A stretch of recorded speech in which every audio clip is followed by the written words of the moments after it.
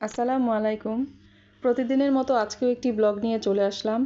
তো আজকে হচ্ছে একটা রেসিপি শেয়ার করব, সেটা হচ্ছে আলু ডিমের যুগলবন্দি। তো আজকে ভাবলাম যে অনেক দিন আসলে কয়েকদিন ধরে তো টুকটাক অনেক কাজ করতেছি, আর এর জন্য হয়তো ভালো করে রান্নাও করতে পারতেছি না। তো আজকে ভাবলাম যে এই রেসিপিটা করি।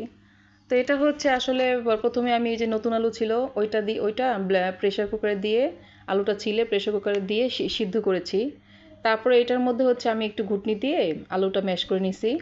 তারপরে এটার মধ্যে হলুদ, ধনে, তারপর মরিচ, একটু জিরা দিয়েছি, একটু আদা আর রসুন দিয়েছি। তো এটা দিয়ে আবার একটু টমেটো দিব, টমেটো দিয়ে তারপরে প্রেশার কুকার আবার দিব। আসলে টমেটোটা আমি প্রথমে দিতে ভুলে গেছিলাম, তো এর জন্য পরে আবার দিয়ে প্রেশার কুকারে দিয়ে দিয়েছিলাম। তো এটা দেওয়ার পর সিদ্ধ হয়ে যাওয়ার পরে আমি এটা ভালো করে ঘুটে নিব। এটা ওই যে কয়েকটা কাঁচামরিচ দিয়েছি, বেশি দিব না কারণ বাচ্চারা যেহেতু খাবে এর জন্য বেশি কাঁচামরিচ দিব না। তো এটা ওই যে বলক আসছে, এটা হলে তারপর হচ্ছে আমি ডিমটা একটু ফেটে নিব। ওইটা ফাটানো হলে তারপর হচ্ছে আমি ডিমটা ভেজে তারপরে তরকারিটা রান্না করব। আসলে বাসাটা চেঞ্জ করা কতটা যে ঝামেলা, বাসা চেঞ্জ না করলে আসলে বোঝা যায় না। যেমন এই যে টুকটাক কাজ করতে করতে, আর এখন দেখি যেহেতু বেলাটাও ছোট, কাজ করতে করতে আসলে সময়টা চলে যায়। আর রান্না বান্না টুকটাক এভাবেই করতেছি, টুকটাক দিয়ে চালাচ্ছি, কারণ দেখা যায় যে এত আইটেম করতেও পারতেছি না। আর আমার বাসার পাশে একটু কাজ করতেছে, বিল্ডিংয়ের কাজ, এর জন্য অনেক শব্দ হচ্ছে। দেখা যায় যে কয়বার কেটে কেটে ভয়েসটা দিতে হচ্ছে। তো যাই হোক, এই তো ডিমটা এখন ভাজবো, ভেজে তারপরে হচ্ছে আমি আর ডিমটাতে বেশি কিছু দেইনি, কারণ যেহেতু আলু যেটাতে করেছি সেটাতে মধ্যে আসলে সব মশলাই দিয়েছি। তো এর জন্য এটাতে আর বেশি কিছু দিব না, তাহলে আবার বেশি মশলা হয়ে গেলে ভালো লাগবে না। তো এটাতে হচ্ছে আমি শুধু পেঁয়াজ আর একটু লবণ দিয়েছি। এখন এটা ভেজে সাইডে রাখবো। আর এখানে হচ্ছে আমার আলুটাও হয়ে গেছে, আলু আর টমেটো, যেটা টমেটোটা লাস্টে দিয়েছিলাম আসলে। তো হয়ে গেছে মোটামুটি, আরেকবার প্রেসার কুকারে একটু দেওয়ার পরে দেখলাম যে সুন্দর হয়েছে আর কালারটাও সুন্দর আসছে। তো যাই হোক, এই তো আমার এখন বাগার দিব আর কি। আর যেহেতু পানিটাও টেনে গেছে, এখন আর বেশি জাল দিব না, তাহলে শুকিয়ে যাবে। আর যেহেতু আলু তো এমনিতেও একটু তরকারি দিলে টেনে যায় আর কি। তো এখন আমি কড়াইতে আর কি তেল দিয়ে একটু পেঁয়াজ দিব, পেঁয়াজ একটু রসুন দিয়েছি আগেই। তো এটা দিয়ে ভেজে তারপরে আমি ডিমটা আগে আলুটা দিয়ে, আলু তরকারিটা দিয়ে, যেটা আলুর করে ডাল করেছি ওইটা দিয়ে তারপরে হচ্ছে ডিমটা দিব।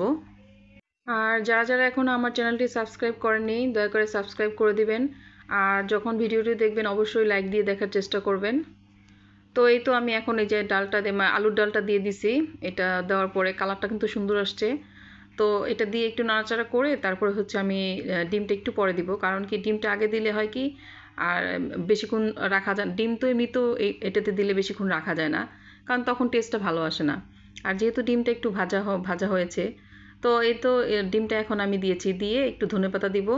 ধনেপাতা দিয়ে তারপরে হচ্ছে আরেকটু রাখবো, আরেকটু রেখে তারপরে আমি রান্নাটা শেষ করবো আর কি। আর এই তো ধনেপাতা দিয়ে দিছি। আর আরেকটু দিব একটু পরে। তো এখন আবার একটু জিরার গুঁড়োও দিব, কারণ এটাতে একটু জিরার গুঁড়ো দিলে স্মেলটাও ভালো আসে আর খেতেও খুব ভালো লাগে। আমি জিরাটা আসলে আগেও দিয়েছি, যখন আলুটা ম্যাশ করেছি তখন জিরা, ধনে সব কিছুই দিয়েছিলাম মশলা। তো এখন আবার লাস্টে একটু জিরাটা দিলে না ফ্লেভারটা খুব ভালো আসে। তো এই তো আরেকটু হয়ে গেছে প্রায়। আর আমি কি করি, যখন এই মুরগি বা মুরগি রান্নার সময়, রান্নার শেষে মানে যখন হয়ে যাবে তখন একটু লেবু দিয়ে দিই, তাহলে হয় কি টেস্টটা ভালো আসে। তো আমি এই ডিমের তরকারিতেও একটু লেবু দিয়েছি, লেবুটা দিয়ে তারপরে চুলা অফ করে দিছি। না হলে কি হয়, বেশিক্ষণ রাখলে কিন্তু একটু তিতা তিতা ভাব হয়ে যায়। তো এর জন্য আর বেশিক্ষণ রাখিনি, লেবুটা দিয়ে সাথে সাথে অফ করে দিছি। তো যাই হোক, কালারটাও সুন্দর আসছে আর তরকারিটাও খেতেও খুব ভালো হয়েছে। তো আমরা এটা আজকে দুপুরে খাবো আর কি। তো কালারটাও সুন্দর আসছে, সবাই জানি না কেমন দেখা যাচ্ছে। তো কমেন্টসে অবশ্যই সবাই জানাবেন কার কার এটা পছন্দ।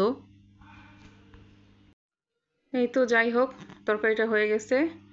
আর আসলে এখন ওই যে বাসা চেঞ্জ করবো, মাথায় এত যা মানে ঠিকমতো হয়তো ভয়েসটাও দিতে মানে পারতেছি না, এত প্রেশার মানে বাসাটা চেঞ্জ করা, আসলে সত্যি মনে হয় যে জ্বর চলে আসবে এরকম একটা অবস্থা। মানে ধুলাবালি, এক তো ধুলাবালি, আর এগুলি করতে করতে আর ভালো লাগতেছে না। তো যাই হোক, আজকে এই পর্যন্তই, সবাই ভালো থাকবেন, আল্লাহ হাফেজ।